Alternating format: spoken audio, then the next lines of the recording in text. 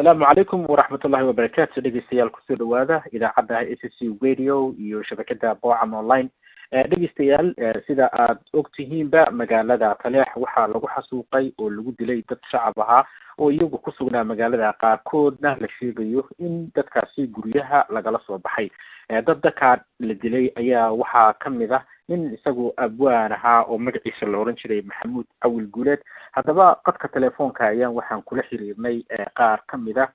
mas'uuliyiinta qaatumo oo iyagu ka qayb galay shirkii lagu qabtay magaalada Taleex. waxaa qadka telefoonka noogu jirta Farduus Maxamed Mire oo iyadu ah wasiirka ku-xigeenka xiriirka iyo jaaliyadaha caalamiga Farduus walaal kusoo dhawow marka hore idaacadda SSC Radio codka shacabka. marka labaadna maxaad leedahay tacsiyo aad jeceshahay inaad halkan ka jirtid dadkii ku dhintay magaalada Taleex? السلام عليكم ورحمة الله وبركاته. أهلا سلامي أحمد لاري دمانتين أديدي بعد SSC إذا عدى SSC أهلا ما سنتي فرصة قالقة أدمانتا عاوان إسلقا دانينو waxaan rabaa halkan inaan taasi uga diro dhammaan intii halkaa ku geeriyootay shacabkii halkaa lagu xasuuqay sida foolxumada ah loo laayay waxashnimadu ku jirto aan loo kala aaba yeerin saqiir iyo kabiir ayna u badnaayeen dhalinyaro. waxaan rabaa halkan inaan taasidaas uga diro inna lillahi wa inna ilayhi raajicuun. waxaan leeyahay samriye iimaan ehladii ay ka geeriyoodeenna waxaan leeyahay samriye iimaan iyakana waxaan uga baryayaa ilaahay inuu janno firdowsa ka waraabiyo. intii dhaawacu ku gaarayna waxaan rabaa inaan iraahdo oon ilaahay uga barino kulligeen dhammaanteenba inuu caafimaad degdeg ah uu ilaahay siiyo. annagana sidaas oo kale waxaanu leenahay Allah u naxariisto dadkii ku dhintay meeshaas. Farduus adigu waxaad ka mid ahayd muddo fara badan dadkii la soo shaqayn jiray hogaankii SSC sidaas oo kale oo ka mid ah jaaliyada gobolka Columbus gobolka Ohio magaalada Columbus. sidaas oo kalena markii dambe waxaad ku wareegtay oo ku biirtay maamulkii qaatumo. bal shirkii aad tagteen magaalada Taleex maadaama aad magaalada shirka aad u tagtay bal sidii laydinku soo dhaweeyay maxaad nala wadaagi kartaa ood ka xasuusataa? aad baad mahadsantahay Axmedow. waa sidaa sheegtay anigu waxaan kamid ahaa before intaan qaatumo la samayn oo la dhisin ama la abaabulin waxaan kamid ahaa qolooyinkii aada uga soo shaqeeyay SSC oo halgamayaashii kabacdina markii la dhisay maamul cagaha ku istaagay oo dee lagu dhawaaqay magaalada UK markaan iskugu tagnay shirkii ugu horeeyay kuna faraxnay inaanu samaysano maamul annaga noo gooni ah ayaan waxaan kulligay go-aan ku gaarnay. shirkaas wuxuu ahaa shirkii ingiriiska ahaa wuxuu ahaa shir loogu talagalay dadka qurbo joogta ah inay isku afkartaan kabacdina shirkaas wixii kasoo baxana wadankii la geeyo dadka wadanka iyo dadka dibadda iyo dalkuba ay go-aan ka gaaraan siday maamul ay u samaysan lahaayeen. kabacdina go-aankaas waan isla wada qaadanay iyagoona horkacayaan niman aqoon-yahana ah oo la yidhaahdo G6. markaas waxay ahaayeen G6 iyo niman badan iyo dumar badan oo ka tirsan beelaha SSC markaa ka kala yimid dhulal badan Europe iyo Asia iyo North America. waxaan isla qaadanay dhammaantayadu inaan wadankii tagno ku samaysano nidaam u gaar ah dadka iyaga oo ah nidaam xoreyn ah cadaalad ku dhaqan iyo horumarintii dalka iyo sidii loo xoreyn lahaa. marka wadankii markaan tagnayna waxaan intaan wadankii aadin waxaan isla afgaranay in lagu qaban doono beesha magaalada Taleex ee taariikhiga ah. taasna waan isla garanay dhammaantayadu reer Taleex iyo intii dhammaan gobolada Sool iyo Sanaag iyo Cayna wayna ogolaadeen arrintaas iyaguna way nagala soo qayb galeen. markay taariikhdu ahayd sanadkii 2011kii ayaanu kulligay iyagu dhammaadkiisii waxaan iskugu tagnay meesha beesha Taleex magaalada Taleex ee taariikhiga ah. dhammaantayadu halkaasna aan ku samaysanay shirkii labaad ee Khaatume State of Somalia. halkaasoo lagu dhisay maamul xoog leh oo ka tirsan 3 madaxweyne iyo wasiiradoodii iyo dee intii cadaaladda u shaqaynaysay oo iyakuna ay yihiin G6 oo markaa iyaduna markii dambena ay dee noqdeen G11 oon dee halkaasuna uu noqday mid runtii wax badan kasoo saartay goboladaas iyo waxqabadkii iyo dhulka dee Sool iyo Sanaag iyo Cayn haddana noqday maamul buuxa oo la yidhaahdo khaatumaysteeda Soomaaliya. aad baad umahadsan tahay waxaan jeclahay bal inaan si qaasa ku weydiiyo qaar ka mid ah dadkii dhibaatadan ay kasoo gaartay magaalada Taleex aad bay iyadoo shirka xaqiiqatan la waayay meel kale oo aad u martigelisa waad ogtahay dadka Taleex baa u babac dhigay inay shirka martigeliyaan bal dadkii markaa u dhabar adeegay ama aad kusoo aragtay oo kusoo baratay magaalada Taleex wax ma ka xasuusataa? walaal aad baad mahadsantahay Axmed aad iyo aad baan u xasuustaa waxaan u malaynaysaa inaan shalay tole ka imid aan soo wada aragnay magaalada Taleex magaalada taariikhiga ee Taleex dadka jooga waa dad yakuna taariikhi ah waa dad dhaqankii iyo sharaftii iyo xushmadii wata waxay noo soo dhaweeyeen si aan la arag oo la maqal waxay nooga baxeen guryahoodii waxay nagu casuumeen wixii ay markaa gacantooda ugu jiray hoygoodii noloshoodii oo dhan bay nagu wareejiyeen waxaan xasuustaa mararka qaarkood markay imaanayeen meel kasta laga wada imaanayay dee meelihii loogu talagalay buuxsameen hooyadoodii bay nooga baxeen banaanadaasay seexan jireen dad waxaan u tagnay sharaf leh oo xishood badan oo xushmad leh waxay runtii dadkaas anigu dee garan maayo waxaan ku tilmaamo laakiin waxay ahaayeen dad runtii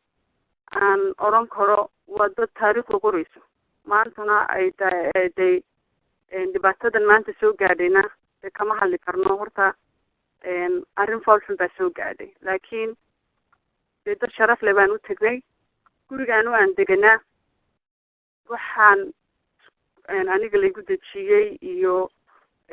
intii aan isla soconay kamid tahay iyadana wasiiradda ku-xigeenka arrimaha bulshada una lagu dejiyo guri aada u weyn oo maasha allah sharaf dee dad sharafana ay joogaan waxaa kamid ahaa dadka meesha runtii joogay abwaankan allah u naxariiste ee maxamuud cawil guuleed oo hadda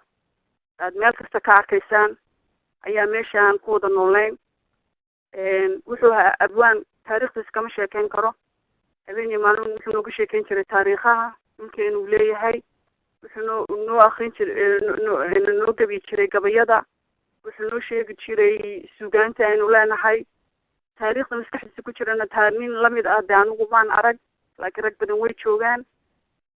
ninkaas runtii aad baan u xasuustaa waa nin aan aada isku wanaagsanayn buu ahaa xitaa waxaa jira gabayo badan oo aan ii tiriyey oo cajaladahoodii waan kasoo tegey waxaa jirta xitaa faras uu isiiyey oon kasoo tegey abwaankaas waa abwaan runtii markaan maqlayna aad baan uga naxay ugana xumaaday sida loo dilay iyo dee waktigiisi maadaama ay dhamaatay laakiin wuxuu ahaa abwaan taariikhda qori doonta haddii ilaaha idhaahdo sidaas oo kale wax ma ka og tahay sida abwaankan uu ku dhintay dadka qaarkood waxay leeyihiin dadka rayidka qaarkood guryahooda loogu yimid oo ayagoo aan hubaysnayn la yidhi hebel soo bax waa sidaasaa lagu dilay wax wara ma ka haysaa abwaankan siduu ku dhintay? allah ya raxmat jana abwaanka anigu kolay historigu meelo badan bay kasoo gelaysaa laakiin markaan anu ka hadlo de xaqiiqdii runtii siday wax u dhexday waxyaabo badan aan ka taataabto qolooyinkan puntland ee maleeshiyada ee soo gashay Taleex kolay may raadineen wax ciidana because ciidanku markaa waa joogay wuu ka yar baxay subaxaas u dhaqaaqay madaxweynaha maxamed yuusuf indhasheel ayay sii galbiyeen oo tuulooyinka ugu tegay salaan iyo soo dhaweyn martiqaad loogu sameeyey way arkayeen laakiin umay jeedin ciidanna may dooneyn mayna dooneyn dad ay la dagaalamaan waxay rabeen dad ay xasuuqaan abwaankan iyo niman kalena guryaha loogu galay dad taargad oo kale ayay ahaayeen wiil aanan u habayar u ahay isaguna waxba mau ogeyn baadiyuhu kasoo galay xabadaasaa la tagtay wiil kaloon ayeeyo u ahayna ilmo yarna sidoo kale waxaan maqlay marna gaari baa la jigsiyey marna guri baa ku dumay inkastoo dadkii de gabadhii aan weydiin lahaa walaashay dadka qaxay ee kamid tahay waxaan kaloo ku sheegayaa magaaladii sharafta lahayd dadkii sharafta lahaa ee sida qiimaha iyo sharafta dadkoodii usoo dhaweeyey ee haddana mataqaanaa dee foolxumada hadda meesha ka dhacday dadkaasuna ay hadda lagu sheegay inay guryahoodii ka qaxeen dadka reer Taleex in la laayay si naxariis daraa loo dilay in baraka xun ku dhacay in dadkaas xoolahoodii la bililqaystay in gabdho meesha joogay oo maalintii taariikhda markay ahayd 29 28 waxay ka dhacday dagaalka magaalada taariikhiga 29 maalintii wixii gabdho loogu galay guryahoodii 2 gabdho lagu kufsaday arrimahaas foosho xumo dhan ka dhacday in weligeed taariikh ahaan lagu sheegay dhulka asisi inay ama dhulka taariikhiga aanaysan weligeed arrimahaas oo kale ka dhicin waa arrimo foolxun waa arrimo dib la iskugu noqon doono runtii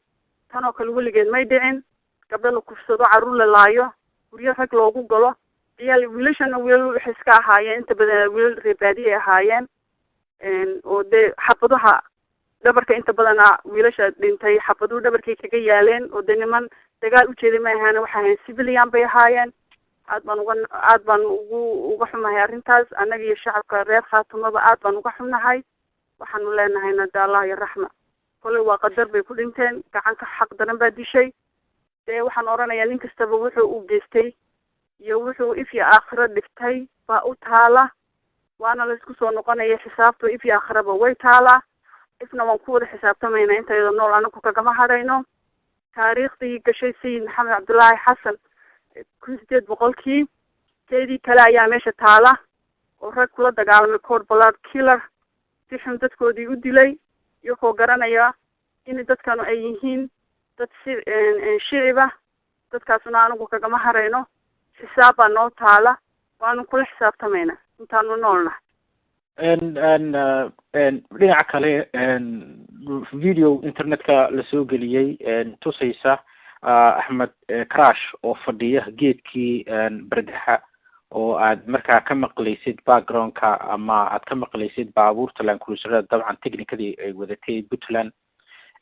oo fadhiya geedkii oo aad moodid in la burburiyey kuraastii la kala wada tuuray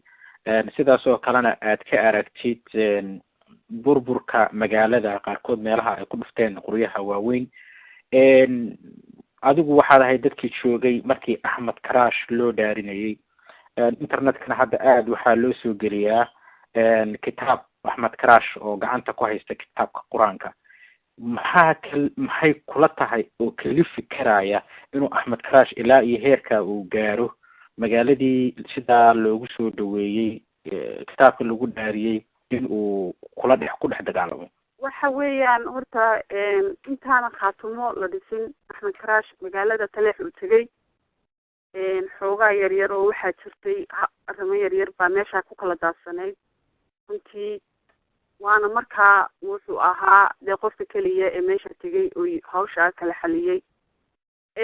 shacabka meesha joogay shacab niyad iyo walaaltinimo iyo sharaf u haya bay ahaayeen laakiin qof kastaba dee ilaahay baa niyadiisa og qofka waxaa la yidhi markaad rabti inaad ogaatid baa la yidhi ama jid la mar ama jidin la cun qofka waad ogaanaysaa micnihiisa dee markaad muddo wada noolaataan laakiin nin kastaba dee camalkiisa wuu qarsoonaa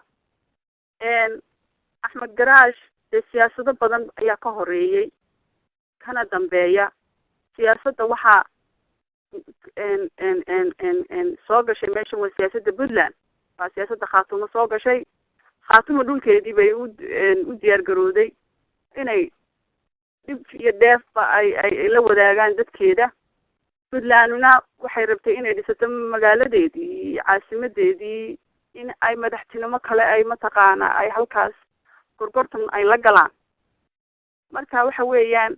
de waa arrin siyaasadeed baa halkaas soo gashay oo ah Puntland inaysan Khaatumo labaad meesha ka joogin inaysan Khaatumo dambe aysan madaxtinimo dambe aynan sii soconayn inay baabi'iyaan hawshan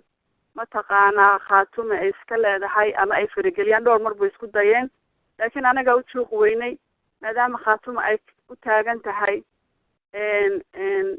dee horumarinta dalkeeda iyo dadkeeda ay busy ku tahay laakiin aysan rabin wax dagaala iyo problem iyo de dhibaato laakiin anagu ma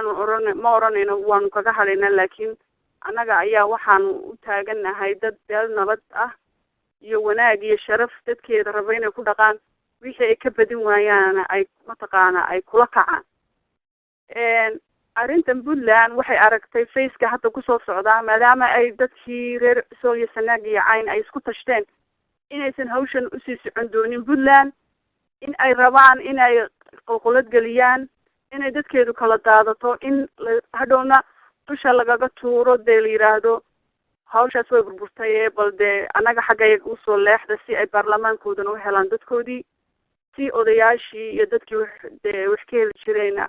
marka hawshaas ayay u socdeen balaanka faceka labaadna waxay ahayd Faroole inuu ku raadsado hawl kale oo ah maanta dagaal baa nagu socday Puntland wax doorasho la yiraahdaa ma jirto isagu rabo inuu mar labaad haddana meeshii uu sii fadhiyo marka waa arrin siyaasadeed bay ahayd laakiin dee siday rabeen waa u noqon weyday mana noqonayso dee ilaahay weyne subxaana watacaala ayaa arkaya xumaanta meesha ku jirta wayna soo bixi doontaa wixii runa nin kastana camalkiisii unbaa de meesha mataqaana ka muuqata laakiin Axmed Garaash wanaagga sharaf bay u sameeyeen reer Talex way soo dhaweeyeen laakiin de sidii ay u sameeyeen umuu samayn hawlahan kale ee anigu ma sii gelayo laakiin waxaan sheegayaa Puntland dee dhulkaa faraha la soo gashay ayaa hawshan inta badana dadkan iyo dhibaatadan u keentay dadkana laysay garaacday hub ku guryahoodii ku garaacday weliba hubka madaafiicda ah si xunna u gashay waxaan odhanayaa arrintan dusha waxaan kaga ku cambaaraynayaa Puntland in ay dadkaas laysay xasuuqday in ay guryaha iyo burburisay in ay geedkii weynaa ee taariikhiga ahaa ee dhowrka boqol ee sano jiray awowgii shanaad bartaa dee shirka lagu qaban jiray dhexda ka goysay in ay gabdhahaas kursatay in ay dadkii waddankaa u dhashay ay barakiciyeen anigu waxaan cambaaraynayaa Faroole iyo xulfadiisa ugu dambeyntii waxaan jeclahay dhibaatada dadka gaartay aad sheegtay dadka qaarna inay qaxeen sidaas oo kale dumar la dhibaateeyey maxaad hadda wax dadaala loo wadaa in dadkaas horta loo gurmado Qaatumo maamulkii Qaatumo maxaa uga go-an deegaanada Talex anagu haddii aan ka hadlo maamulka Qaatumo go-aan adag bay hadda ka istaageen markastaba anagu wanaag baanu eegaynay duulaan iyo dagaal dooni mayno maanu doonayn dhulkayga inaan xoreysano dalkayga iyo dadkayga inaan urursano caruurahayga soo karaya waxbarashadooda iyo danahooda inaan ka talinaan doonaynay laakiin waxaanu ka badin weynay baana noolagu kalifayaa go-aan baan anagu gaadhnay sidii aan dhulkayagii iyo dadka ku jira aan dhulkayaga uga xoreysan lahayn haddii ilaahay yiraahdo waxaan rabaayoo kale inaan halkan kala hadlo shacab weynaha Qaatumo meel kasta ay joogaan inay fadhiga ka kacaan in magaalo kastaba shir lagu qabto in cambaarayn kulul laga soo saaro dadka inaan dadka lagu eegin arrintaas waa arrin waxashnimo ah waa arrin fool xun dadka lagula kacay inay shacabku kacaan oo haddii tahay Yurub iyo hadday tahay America iyo hadday tahay Asia iyo hadday tahay meel kastaba Afrikaba in laga kaco arrintaas inaan la aamusin in jaaliyad kastaba shirto anigu haddaan xil saaranahay arrimadaha jaaliyadaha iyo caalamiga jaaliyadayda waxaan kula talin lahaa inay dadkooda u kacaan qayladaan la sameeyo arrintaas la cambaareeyo Puntland lagu cambaareeyo Faroole iyo wixii uu wato xulafadiisa ah arrinta lagaga hadlay cidna waxaan kaloo rabaa inaan u sheego shacabka Qaatumo ee dibadaha jooga idinka ambassador u ah dadkiina idinka dadkiina u maqan qofka dalkiina ee lagu dhibayo adaa lagu weydiinaya adaa dibadda u jooga madax baa joogta madaxdaadu adiga iyo madaxdaaduba waad ka wada hadli karta adaa mas-uulka ah ma aha madaxdaadu keliya adna mas-uul baad ka tahay anagaa mas-uul kuu saarnay inaad dadkiina u kacdaan in arrintaas laga kaco inaad meel kastaba shir ku qabsataan inaad shirkan uu noqdo shirkan Talex ka dhacaya inuusan dib u dhicin inuu shirkaasi si wanaagsan u dhaco haddii ilaahay iraahdo in madaxweyne lagu doorto meeshaas, in baarlamaan lagu doorto, in maxay ahayd la khaatumo maamul wanaagsan oo sharaf leh khaatumo halkaa ka dhacdo. Ha ku niyad jabinina, tanu inaga ayay mataqaanaa na tusaysaa, na kicinaysaa, wax niyad jab ayaynay nagu dhicin. haddii ilaahay yidhaahdo nin kastaba waktigii loo qoray ayuu dhimanayaa. haddii ilaahay yidhaahdo ninna ma dhaafayo waktigiisa. waxaan rabaayo kale inaan idhaahdo kulli intii meeshaa ku dhimatay samir iyo iimaan, intii meeshaa ku dhimatay ee gacan ka xaqdaran dishay, waxaan oranayaa samir iyo iimaan ilaahay kulligiin haynaga siiyo. inta daawacana ilaahay ka kiciyo, inta dhibaataysanna waxaan ilaahay niga baryaya inaad dadkiina u kacdaan, ilaahayna uu mataqaanaa iyakana u naxariisto. dadkaa barakacay ee waxbay hayseen ee hal maalin lagu galgashay, waxaa dadkiina u kaca. assalaamu calaykum waraxmatullahi wabarakaatu. وعليكم السلام ورحمة الله وبركاته. آدي هذا يا ما سنتهي كاسو وحي أحيد وسير كحيجين كحرير كشالي ذها هي عالمي جاه إمام الكقاتمو ونقطع التلفون كل حيدني